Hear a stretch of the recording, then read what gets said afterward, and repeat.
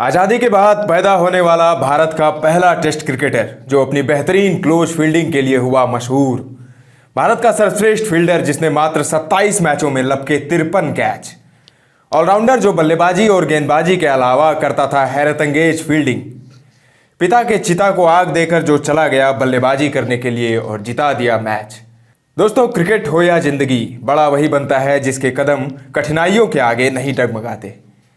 आपको किसी भी महान इंसान की जीवनी में यह एक चीज सामान्य मिलेगी। चक दे क्रिकेट की टीम अपनी खास पेशकश चक दे क्लिक्स में लेकर आया है एक ऐसे खिलाड़ी की कहानी जो आपको हैरान कर देगा। खिलाड़ी का साहस, खेल भावना और खेल के प्रति उत्साह आज के क्रिकेटरों के लिए मिसाल है। शॉर्ट लेग में इनके जैसा फील्डर खोजना आज तक संभव नहीं हो पाया। जो बल्लेबाजी और गेंदबाजी तो करता ही था, गेंदबाजी में वो तेज और स्पिन दोनों कलाओं में निपुण था। पिता की जब मौत हुई तो यह खिलाड़ी उनकी चिता को आग देकर सीधे ग्राउंड की तरफ भागा और अपनी टीम के लिए बल्लेबाजी करने उतर गया और जीत भी दिला दी। आज के अंक में बात होगी भारत के एक ऐसे असाधारण खिलाड़ी की जिसकी कहानी हर क्रिकेट पीढ़ी के लिए एक आदर्श बना हुआ है। आज बात होगी भारत के पूर्व ऑलराउंडर एकनाथ सोलकर के बारे में। आज हम भारत के सर्वश्रेष्ठ फील्डर एकनाथ सोलकर के जीवन से जुड़ी कुछ जानी अनजानी और अनकही बातों को जानने की कोशिश करेंगे। भारत के लिए 27 टेस्ट और 7 वनडे खेलने वाले ऑलराउंडर एकनाथ सोलकर का जन्म बॉम्बे, जो अब मुंबई है, में 8 मार्च 1948 को हुआ था। सोलकर के नाम एक टेस्ट शतक है जो दिखाता है कि वो बल्ले से भी समर्थ थे, साथ ही वो गेंदबाजी भी करते थे। आपको जानकर हैरानी होगी कि एकनाथ सोलकर तेज और धीमी दोनों तरह से गेंदबाजी करते थे, लेकिन सोलकर जाने जाते हैं बेहतरीन क्लोज फील्डिंग के लिए।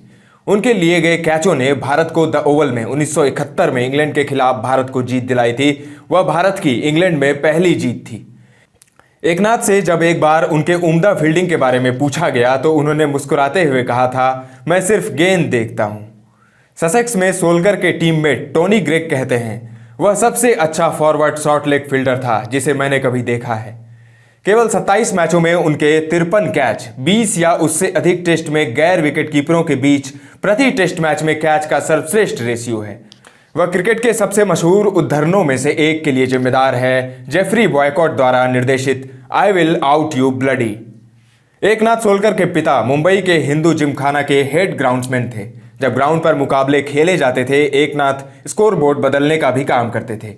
एकनाथ अपने 5 भाई बहनों और माता पिता सहित एक कमरे वाले छोटे से घर में बड़े हुए। हिंदू जिमखाना में उन्होंने खेल की बारीकियां सीखी। वो नेट्स में खिलाड़ियों को गेंदबाजी करते थे।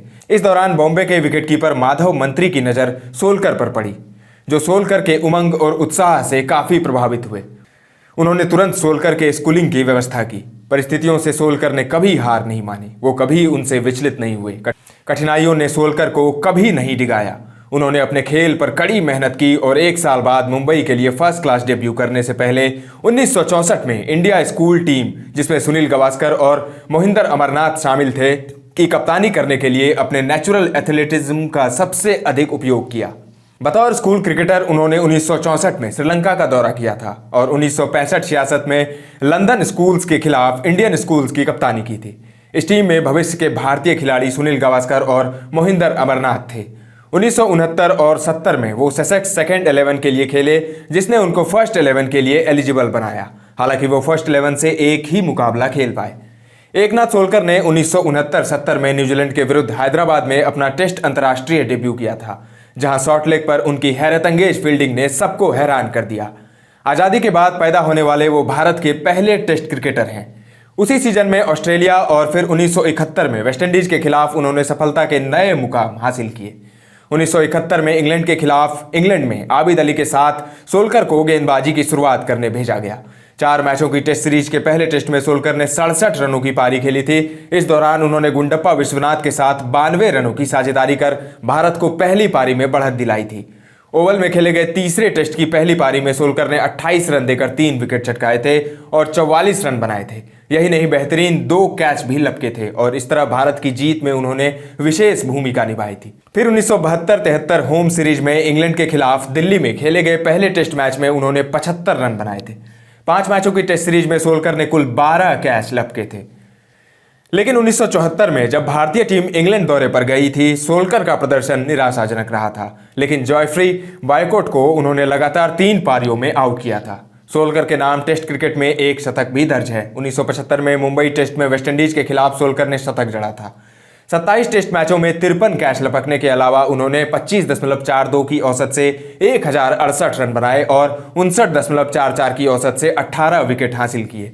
वहीं अपने 16 साल के फर्स्ट क्लास करियर में उन्होंने 29.27 की औसत से 6851 रन बनाए, जिसमें उनके बल्ले से 8 शतक निकले। वहीं 30.01 के एवरेज से उन्होंने 276 विकेट भी चटकाए। यही नहीं, इस दौरान सोलकर ने 190 कैच लपके। टेस्ट क्रिकेट में उनका काम था 4 से 5 ओवर गेंदबाजी कर नई गेंद की चमक को हटाना, जिसके बाद स्पिनर्स के लिए काम आसान हो जाए। 1976 के अंत में 26 टेस्ट मुकाबलों में 52 कैच लेकर वो एकमात्र नॉन विकेट कीपर थे जिनके नाम 50 से अधिक कैच दर्ज थे, यानी 2 कैच प्रति टेस्ट मैच। लेकिन अपने 27वें टेस्ट में वो सिर्फ 1 कैच ही लपक पाए और उनका 2 कैच प्रति मैच का औसत नीचे चला गया। 27 टेस्ट में 53 कैच पर एकनाथ सोलकर का करियर समाप्त हुआ। 1977 में इंग्लैंड के खिलाफ एकनाथ सोलकर ने 1 जनवरी से 6 जनवरी तक ईडन गार्डन्स में अपना अंतिम टेस्ट मुकाबला खेला था।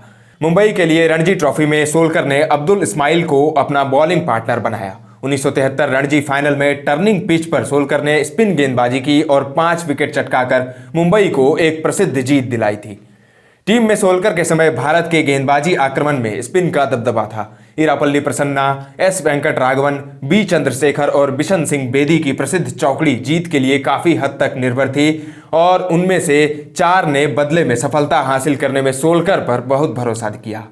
बिशन सिंह बेदी एकनाथ सोलकर के बारे में कहते हैं, उनका क्लोज इन कैच वास्तव में डराने वाला था। हम उसके बिना पहले जैसे गेंदबाज नहीं होते।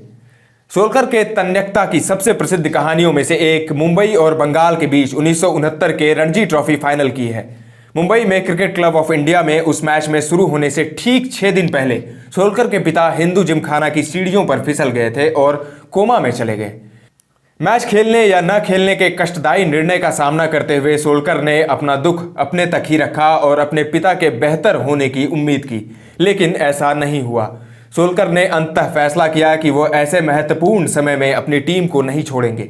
उन्होंने 3 विकेट लिए और बंगाल ने पहले बल्लेबाजी की और 387 रन बनाए। लेकिन मुंबई की पहली पारी के दौरान उनकी अविश्वसनीय खेल भावना सामने आई। मुंबई ने दूसरे दिन के अंत में बोर्ड पर 300 रन के साथ 5 विकेट गंवाए थे। उनके पास क्रीज पर सोलकर और मिलिंद रगे के रूप में 2 युवा खिलाड़ी थे जिन्होंने पहली पारी में महत्वपूर्ण बढ़त हासिल की थी। लेकिन उस दिन सोलकर के पिता की अस्पताल में मौत हो गई थी। विनाशकारी नुकसान के बावजूद उन्होंने अगली सुबह अंतिम संस्कार की चिता को जलाया और बल्लेबाजी करने के लिए चले गए और वीरतापूर्वक उन्होंने अपनी टीम को बढ़त हासिल करने और मैच जिताने में मदद करने के लिए 29 रन बनाए।